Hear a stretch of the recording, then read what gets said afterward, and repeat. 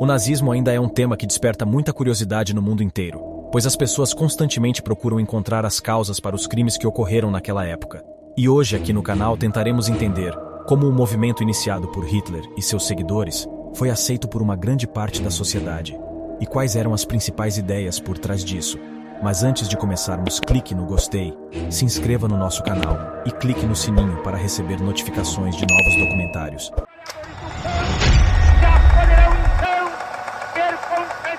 Antes de falar sobre o nazismo, é preciso voltar ao século XIX na Europa, época na qual surgiam diversas ideias, e grande parte do mundo moderno foi influenciado por elas. E foi principalmente por meio do antissemitismo que ganhava uma nova roupagem naquela época, que os nazistas começaram a construir a sua narrativa pregando uma forte intolerância religiosa que partia de um preconceito histórico, pois a ideia cristã surgida em Roma e difundida pela Igreja Católica durante toda a Idade Média e Moderna, era que os judeus deveriam ser considerados traidores de Jesus, pois alguns líderes religiosos judeus da época, conhecidos como os escribas, fariseus e sumos sacerdotes, sentiram-se ameaçados pelo ensinamento e popularidade de Jesus, e como não o aceitaram como o seu Messias, foram acusados de terem cooperado com as autoridades romanas para a sua prisão e crucificação.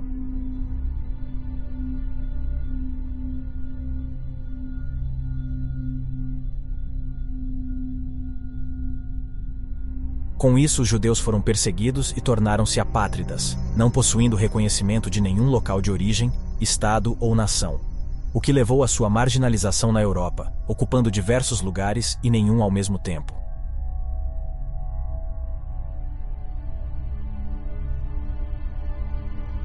Entretanto, no século XIX surgem ideias nacionalistas com a formação dos estados na Europa, e com isso os judeus também se organizam politicamente criando o movimento sionista, o qual defende principalmente a formação de uma pátria judia a partir da restauração de um Estado judeu independente. Um dos principais representantes do sionismo foi Theodor Herzl, que adotava a ideia de que o meio mais eficaz para o retrocesso do antissemitismo histórico seria a autodeterminação dos judeus por meio da formação de seu Estado nacional.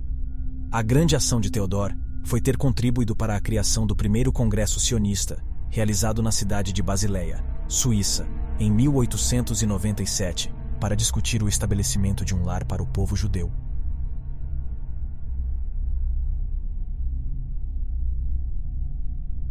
O problema é que grupos antissemitas distorceram intencionalmente os objetivos do Congresso Sionista e difundiram a ideia por meio do livro Os Protocolos dos Sábios de Sião, de que os judeus conspiravam contra o Ocidente com o objetivo de exercerem uma dominação mundial. O livro se baseava em 4 ideias. 1. Que os banqueiros judeus possuíam planos para dominar a economia mundial. 2. Era preciso destruir os valores morais do mundo ocidental. 3. Os judeus deveriam controlar a imprensa. E 4. Os judeus precisariam destruir o cristianismo para impor sua religião.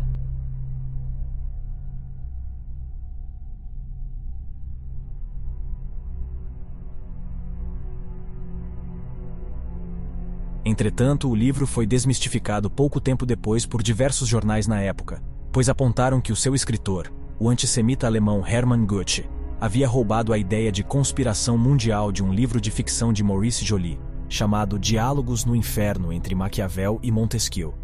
Entretanto, apesar da mentira ter sido desmascarada, o livro dos Protocolos dos Sábios de Sião já havia sido difundido, principalmente na Rússia e na Alemanha, e provavelmente chegou nas mãos de Hitler por um dos seus mentores, Dietrich Eckart, que era um escritor antissemita e político da extrema-direita. E dessa forma, alguns anos depois, quando Hitler escreve seu livro Minha Luta, ele passa a interpretar a realidade da Alemanha a partir das ideias do Protocolo dos Sábios de Sião, e elege os judeus como principais culpados de todos os problemas.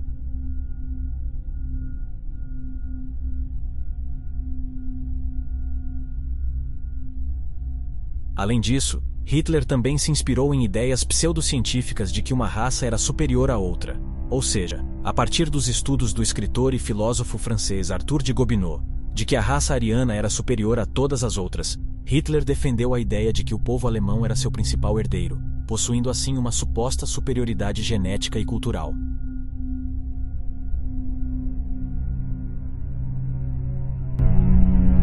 A combinação das ideias antissemitas e das teorias racistas eram justificadas por um forte apelo nacionalista. Ou seja, a Alemanha, Pela sua herança genética, era a nação mais desenvolvida, e por isso deveria liderar a civilização na luta contra um inimigo em comum: os judeus. Na época, esse discurso possuía um grande potencial para conquistar a população. A Alemanha havia perdido a Primeira Guerra Mundial anos antes, e foi obrigada a pagar uma imensa dívida aos países vencedores. Isso gerou um ambiente de dificuldade econômica por conta da hiperinflação, sendo o povo o principal prejudicado com o aumento do preço dos alimentos. Com isso, o discurso de Hitler de que os alemães, por serem os melhores, não deveriam passar por essa humilhação, se tornou bastante poderoso durante a década de 1930 e promoveu uma rápida subida do Partido Nazista ao poder.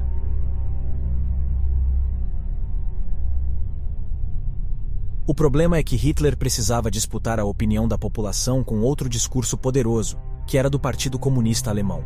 De acordo com os comunistas, as dificuldades sofridas pela Alemanha eram uma consequência do imperialismo, ou seja, uma disputa entre as burguesias das potências da Europa para conquistar novos territórios, visando explorar matérias-primas e novos mercados consumidores. Dessa forma, a classe trabalhadora sofria as consequências desse processo de acumulação de capital. E a solução para esse problema era a Revolução Socialista, pois só ela colocaria os trabalhadores no centro das decisões políticas, ou seja, os verdadeiros produtores das riquezas. Existem até mesmo hipóteses de que Hitler, em 1920, mudou o nome no seu partido, de Partido Alemão dos Trabalhadores, para Partido Nacional Socialista dos Trabalhadores Alemães, ou de forma abreviada Partido Nazista, para disputar o eleitorado dos comunistas. Entretanto, sempre deixou muito claro que seu projeto era radicalmente diferente dos marxistas, e com uma orientação de extrema-direita, uma vez que era conservador, pois pretendia voltar às raízes do povo alemão, como ficou claro na sua admiração pelos antigos dois impérios e ao tentar fundar um terceiro, com o nome de Terceiro Reich. Com isso, os nazistas ganharam uma imensa popularidade. A cada ano o partido elegia mais membros para o parlamento alemão, e o ápice de Hitler foi ter sido nomeado para o cargo político mais alto da Alemanha, o de chanceler. E logo depois que Hitler assume o novo cargo, ele realiza duas manobras políticas para obter o poder absoluto na Alemanha. A primeira delas foi ter colocado fogo no parlamento alemão, o Reichstag. O seu objetivo foi jogar a culpa do crime nos comunistas, pois o evento justificaria uma perseguição aos maiores opositores dos nazistas. E Hitler fez exatamente isso logo depois das chamas consumirem o símbolo da democracia alemã. Ele aprova a Lei de Concessão de Plenos Poderes, que basicamente concedeu a Hitler poderes ditatoriais. Essa lei suspendeu os direitos civis e políticos e permitiu que Hitler governasse por decreto, sem a necessidade de aprovação do parlamento. E dessa forma, após a aprovação da lei, Hitler começou a consolidar ainda mais seu poder. Ele suprimiu partidos políticos e organizações contrárias ao nazismo, prendeu oponentes políticos e estabeleceu o controle do Estado sobre a mídia e outras instituições. Ao longo dos anos, aqueles que eram considerados inimigos da Alemanha, pelos nazistas, foram perseguidos, presos e mortos. Os judeus sofreram um momento de violência marcante em 1938, que foi chamado de Noite dos Cristais. Durante a Noite dos Cristais, sinagogas foram incendiadas, lojas e residências de judeus foram saqueadas e destruídas, e muitos judeus foram agredidos e presos. Estima-se que centenas de sinagogas tenham sido danificadas ou destruídas, e mais de 7.000 estabelecimentos comerciais judaicos tenham sido vandalizados. A violência também resultou em várias mortes e ferimentos graves. Após a Noite dos Cristais, o regime nazista impôs multas e restrições econômicas severas à comunidade judaica, intensificando ainda mais a perseguição e marginalização dos judeus na Alemanha. Esse evento representou um ponto de virada significativo no tratamento dos judeus na Alemanha nazista, marcando um aumento drástico na violência e na opressão contra eles.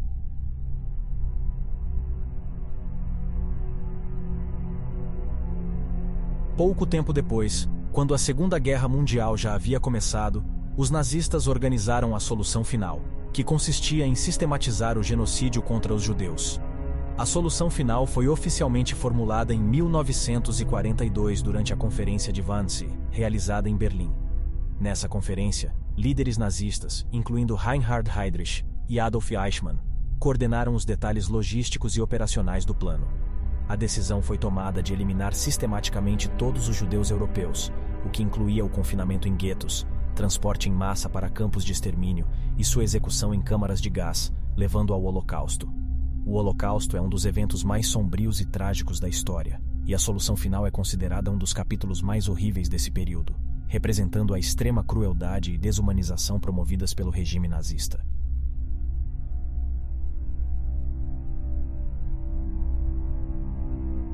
Se deseja mais documentários sobre temas relacionados ao nazismo ou sobre a Segunda Guerra, deixe nos comentários e muito obrigado por assistir até aqui. Não deixe de curtir o vídeo e se inscrever no nosso canal, pois só assim ele é entregue para mais pessoas, possibilitando a continuidade de nosso trabalho.